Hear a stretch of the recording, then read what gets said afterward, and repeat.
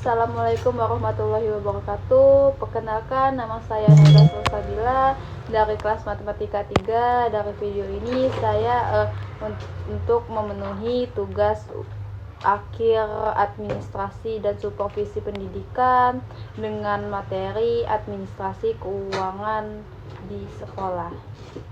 Check it out. Nah, setelah pembukaan tadi, sekarang kita masuk ke pembahasan inti, yaitu mengenai keuangan administrasi sekolah.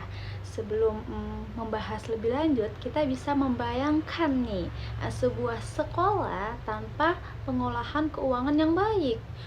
Kondisi ini dapat menyebabkan kegiatan belajar mengajar bisa terganggu. Misalnya, ada keterlambatan pengadaan buku dan alat pembelajaran seperti spidol. Spidol itu kan kita perlu seperti tinta spidol, penghapus, ataupun papan tulis. Dan juga terbatasnya fasilitas penunjang seperti listrik, internet, terus atau ruang kelas yang tidak layak seperti kursi-kursi yang sudah rusak, serta terlambatannya pelaksana kegiatan praktikum dan ekstrakurikuler yang ada di sekolah tersebut. Dari sinilah kita bisa melihat bahwa administrasi keuangan sekolah itu memiliki peran yang sangat penting. Untuk memahami hal tersebut, mari kita mulai dengan pembahasan mengenai pentingnya administrasi keuangan sekolah. Oke, bisa dilihat sendiri dari suatu PT itu ada 3 pentingnya administrasi keuangan sekolah. Yang pertama 1, 2, dan 3. Yang pertama, pengaturan kegiatan. Setiap kegiatan di sekolah perlu diatur agar berjalan tertib, lancar, efektif, dan efisien. Contohnya, saat sekolah ya, mengadakan kegiatan ujian, terus ada lomba-lomba. Kita kan seperti 17 Agustus pasti kita akan mengadakan lomba, dan atau studi wisata. Dibutuhkan perencanaan yang jelas seperti biaya untuk alat tulis, konsumsi, atau alat transportasi. Jika keuangan kita tidak diatur sejak awal, itu kegiatan bisa menjadi kacau karena terlambatan konsumsi atau bahkan batal dilaksanakan kegiatan tersebut. Sama halnya seperti dalam kehidupan sehari-hari. Kita merencanakan sebuah acara, pengaturan biaya yang kita akan membuat acara tersebut berjalan sesuai rencana kita. Yang kedua, ini baru 2, bisa dibaca ya, yaitu peran keuangan. Nah, kenapa peran keuangan itu bagi saya sangat penting? Karena apa? Ya karena setiap kegiatan membutuhkan apa? Dana. Tidak adanya dana, sekolah tidak dapat menyediakan buku, fasilitas, atau melaksanakan kegiatan belajar tambahan. Misalnya untuk memperbaiki fasilitas yang rusak di sekolah seperti kursi jebol, rusak, papan tulis jebol, atau plafon yang jebol, apa gitu, tentu dibutuhkan biaya.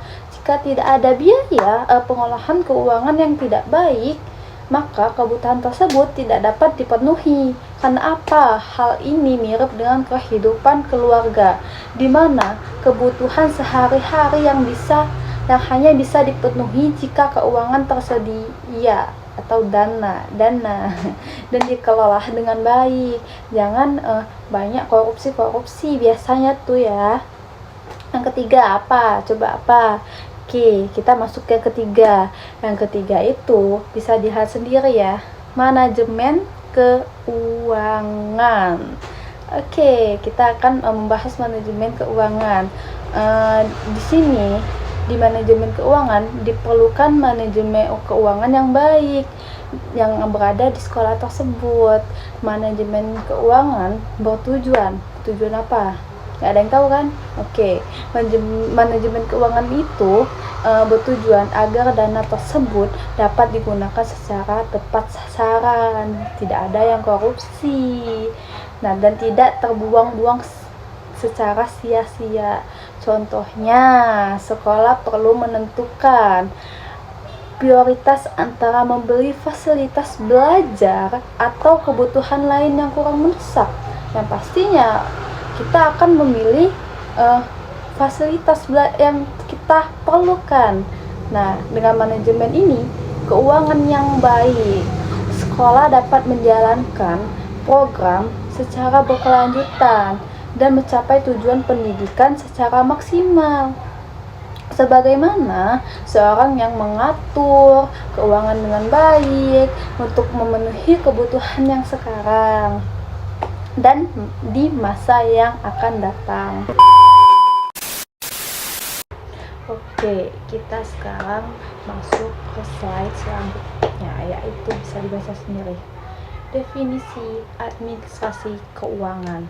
Nah, di sini ada dua penjelasan, yaitu administrasi sahaja dan administrasi keuangan sekolah. Oke, kita akan bahas satu persatu.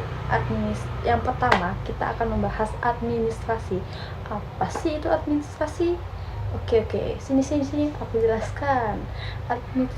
Administrasi itu adalah proses pengaturan dan kerjasama antara dua pihak atau bisa lebih untuk mencapai tujuan yang mereka telah disepakati tersebut. Dalam kehidupan sehari-hari, administrasi dapat kita lihat atau kita lihat seperti menyusun jadwal, membagi tugas, mengatur suatu kegiatan agar berjalan dengan tertib, terlaksanakan, terarah. Di sekolah, administrasi berperan dengan mengatur berbagai kegiatan pendidik, mulai dari perencanaan, ada juga pelaksanaan. Yang ketiga ada evaluasi, sehingga seluruh aktivitas yang berada di sekolah tersebut dapat berjalan dengan baik dan terarah sesuai tujuan yang dituju. Dari definisi administrasi tersebut, kita lanjut ke administrasi keuangan sekolah. Ini ya, kita lanjut ke sini. Bisa dilihat, administrasi keuangan sekolah merupakan bagian dari administrasi secara khusus untuk mengatur pengelolaan keuangan yang berada di sekolah tersebut. Kegiatan ini meliputi penerimaan dana, penggunaan dana, serta penglaporan dana, pengolahan dana, dan pertanggungjawaban keuangan yang berada di sekolah tersebut. Setiap kegiatan sekolah membutuhkan dana, seperti pelaksanaan pembelajaran, kegiatan class meeting, ataupun ya studi wisata yang saya sudah jelaskan sebelumnya. Ya, transportasi, konsumsi, masih banyak lagi. Tanpa pengolahan administrasi keuangan yang baik, kegiatan tersebut dapat berjalan tidak tertib, terlambat, bahkan gagal dilaksanakan. Oleh karena itu, administrasi keuangan sekolah sangatlah penting agar penggunaan dana tepat sasaran dan kegiatan sekolah dapat berjalan dengan lancar. Oke, kita lanjut ke slide selanjutnya. Kita akan melanjutkan ke slide selanjutnya. Apa slide selanjutnya? Bisa dilihat sendiri ya. Tuh, prinsip administrasi keuangan sekolah. Kita akan membahas prinsip keuangan administrasi sekolah. Terdapat 4 prinsip utama yang harus diterapkan agar pengolahan dana tersebut berjalan dengan baik. Nah, apa prinsip-prinsipnya? Ada bisa dilihat sendiri, bisa dibaca sendiri, tapi saya akan menjelaskan. Prinsip yang pertama yaitu transparansi. Transparansi, ingat itu. Transparansi itu yaitu keterbukaan dalam sumber dana, jumlah dana, penggunaan dana, serta pertanggungjawabannya terhadap dana tersebut. Artinya, keuangan yang berada di sekolah harus dapat diketahui oleh pihak-pihak yang terkait, seperti guru, komite sekolah, dan orang tua murid juga harus tahu. Contohnya, orang tua murid harus mengetahui dana yang digunakan itu untuk apa? Untuk misalnya untuk pembelajaran tambahan. Oke, orang tua murid harus tahu. Nah, kita masuk yang kedua. Prinsip yang kedua yaitu akuntabilitas. Prinsip akuntabilitas yaitu setiap pengguna dana harus dapat dipertanggungjawabkan, yaitu sesuai dengan perencanaan dan aturan yang berlaku dan sudah tertulis dalam persepakatan tersebut. Dana yang dikeluarkan harus jelas, harus ditulis, harus rinci, tujuannya kemana, dan memiliki bukti penggunaan sehingga tidak menimbulkan pikiran negatif atau penyalahgunaan dana tersebut. Dan yang ketiga ada efektivitas, yaitu bisa dibaca pencapaian tujuan yang ditetapkan dengan hasil kualitatif. Oke, saya jelaskan. Penggunaan dana harus benar-benar mencapai tujuan yang telah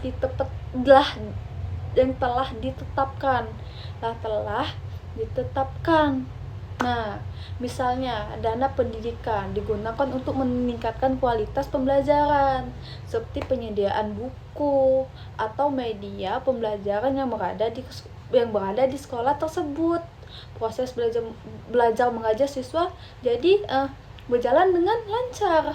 Kita masuk ke prinsip yang keempat, yaitu prinsip efisiensi. Apa sih itu prinsip efisiensi? Gak ada yang tahu kan? Oke, aku jelaskan. Efisiensi itu perbandingan terbaik antara masukan dan keluaran, daya dan hasil. Nah, bisa kita pahami, penggunaan dana dilakukan secara hemat namun tetap menghasilkan manfaat yang maksimal. Contohnya, aku kasih contoh ya. Sekolah membeli alat belajar apapun, misal meja atau kursi. Nah, dia harus berkualitas dan tahan lama agar dapat digunakan dalam jangka panjang.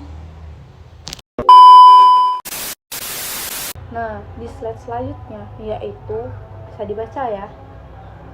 Fungsi administrasi keuangan sekolah. Pada slide ini saya sendiri akan menjelaskan kepada yang mendengar bahwa administrasi keuangan sekolah yang memiliki beberapa fungsi. Ada berapa? Ada 4 fungsi, 1, 2, 3, 4. Saya akan jelaskan satu persatu.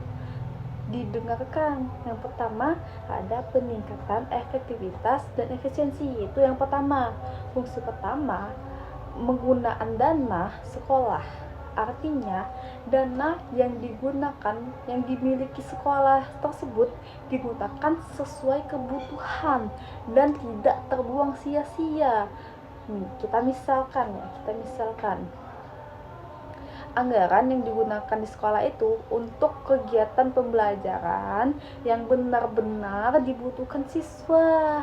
Sebagian hasil yang diperoleh maksimal dengan biaya yang ada, jadi tidak terbuang sia-sia saja. Itu yang pertama, sudah saya contohkan.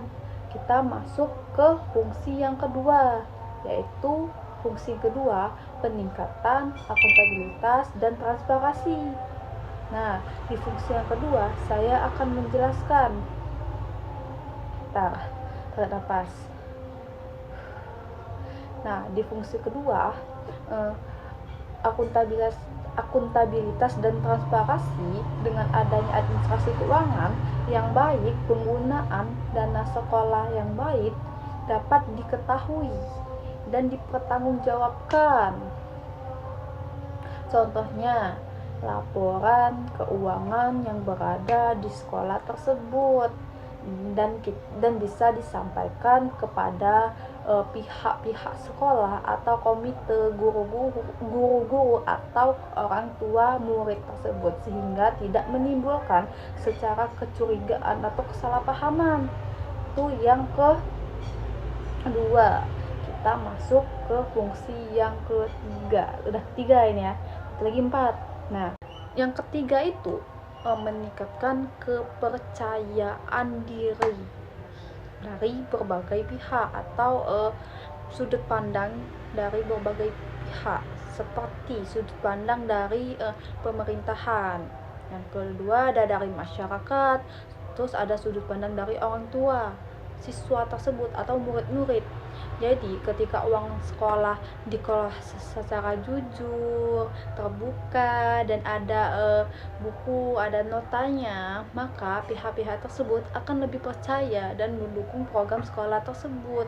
Jadi tidak disalahgunakan uang tersebut. 4. Mencegah penyelewengan. Nah, fungsi keempat mencegah terjadinya penyelewengan dana sekolah dengan pencatatan dan pengawasan keuangan yang berada di sekolah. Penggunaan dana dapat dikontrol sehingga resiko penyalahgunaan dana dapat diminimalkan. Oke, kita masuk ke slide selanjutnya. Kita simpulkan dulu, dari 4 fungsi tersebut dapat disimpulkan bahwa fungsi administrasi keuangan sekolah sangatlah penting dalam mendukung kelancaran kegiatan yang berada di sekolah. Melalui pengelolaan keuangan yang baik, sekolah dapat menggunakan dana secara efektif dan efisien. Jadi itu kita akan ke slide selanjutnya. Oke, setelah mengetahui fungsi administrasi keuangan sekolah, selanjutnya kita akan membahas sumber dana keuangan sekolah. Pembahasan ini penting karena agar kita memahami dari mana saja sih sumber dana keuangan sekolah tersebut. Oke, yang pertama ada penerimaan dari pemerintahan umum. Sumber dana pertama berasal dari pemerintah, baik pusat maupun daerah. Dana ini biasanya bersumber dari pajak dan anggaran pendidikan yang dialokasikan untuk sekolah. Dana pemerintahan umum digunakan untuk membiayai kebutuhan operasional sekolah seperti pembiayaan listrik, air, pemeliharaan gedung, serta mendukung proses pembelajaran agar belajar dengan membaik. Nah, yang kedua ada penerimaan dari pemerintahan khusus. Nah, kalau yang kedua ini, sumber dana kedua ini berasal dari bantuan atau pinjaman pemerintahan khusus dari lembaga internasional seperti UNICEF, UNESCO, atau Bank Dunia. Nah, dana ini biasanya diberikan untuk tujuan tertentu, misalnya peningkatan kualitas pendidikan, penggandaan sarana prasarana, atau mengembangkan program pendidikan. Bantuan inilah sangat membantu sekolah dalam meningkatkan mutu pendidikan. Nah, yang ketiga ada iuran sekolah. Nah, sumber dana ketiga ini berasal dari iuran sekolah seperti SPP atau sumbangan dari orang tua siswa untuk sekolah tersebut. Dana ini digunakan untuk menunjukkan kegiatan pembelajaran sehari-hari seperti pembelian alat tulis, kegiatan ekstrakurikuler. Alat tulis itu yaitu papan tulis, spidol, menghapus tintanya, atau memenuhi kegiatan ekstrakurikuler dan kebutuhan pendukung lainnya. Nah, iuran ini dikelola oleh sekolah agar dapat digunakan secara tepat dan bermanfaat bagi siswa-siswa yang berada di sekolah tersebut. Nah, yang keempat, ada sumbangan sukarela dari masyarakat sekitar. Sumber dana yang terakhir adalah sumbangan sukarela dari masyarakat. Sumbangan ini dapat berasal dari perorangan atau keluarga atau kelompok masyarakat dalam bentuk uang, barang, tanah, barang seperti alat tulis, spidol, dan Oke, jadi yang terakhir ada sumbangan sukarela dari masyarakat sekitar yang berada di sekolah tersebut. Nah, sumber dana terakhir ini adalah sumbangan sukarela dari masyarakat. Sumbangan ini dapat berasal dari perorangan atau keluarga dari siswa tersebut atau kelompok masyarakat dalam bentuk uang, barang, tanah, maupun tenaga. Contohnya, masyarakat membantu membangun fasilitas sekolah atau memberi bantuan seperti semen atau bata atau yang lainnya. Nah, ini memberi bantuan untuk kegiatan tertentu. Sumbangan ini bersifat sukarela dan bertujuan mendukung kemajuan sekolah. Kita ke slide selanjutnya. Oke, di slide sebelumnya kita sudah membahas dan mengetahui sumber dana keuangan sekolah. Dan di slide sekarang kita akan membahas proses administrasi keuangan sekolah. Proses ini penting. Kenapa? Agar dana dapat dikelola dengan baik, terarah, dan dapat dipertanggungjawabkan. Yang pertama tuh ada penyusunan RPS. Penyusunan RPS itu apa sih? RPS itu singkatan dari Rencana Pengembangan Sekolah. Nah, di tahapan pertama ini kita penyusunan RPS, yaitu Rencana Pengembangan Sekolah untuk jangka panjang, menengah, dan pendek.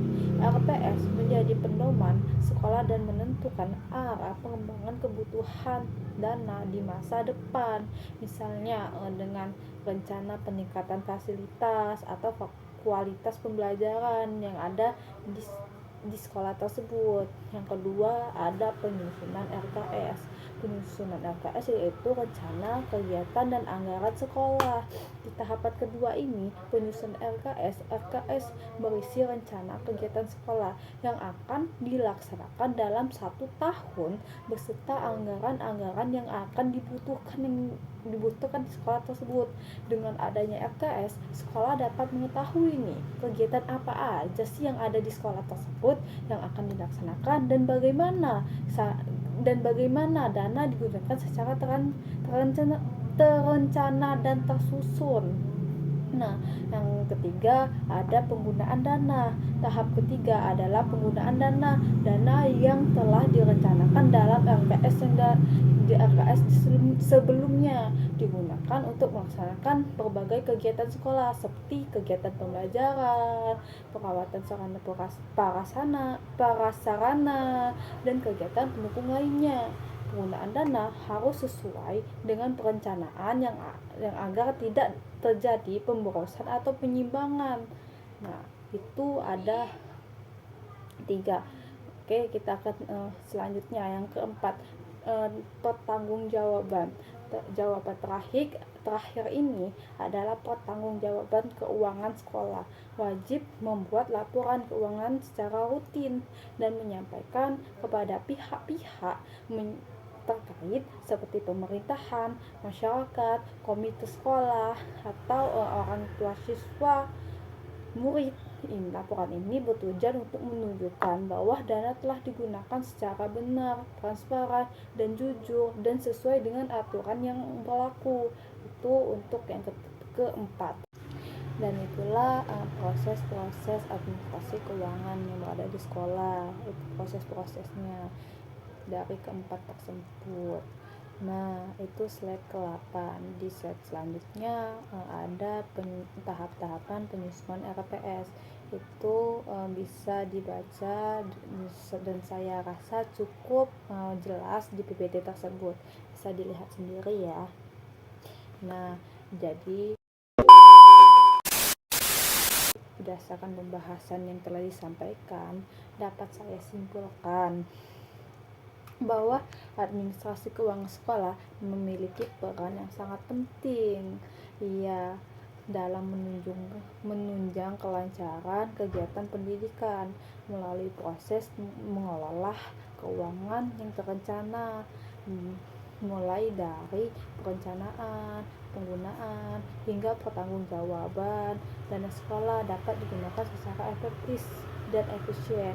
Selain itu, administrasi keuangan yang baik juga meningkatkan transparansi, akuntabilitas, serta kepercayaan dari berbagai pihak, dari masyarakat, komite, terus pemerintah, sehingga seluruh program dan kegiatan sekolah dapat berjalan dengan tertib dan optimal.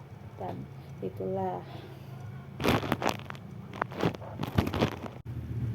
Oke, itu saja yang bisa saya sampaikan.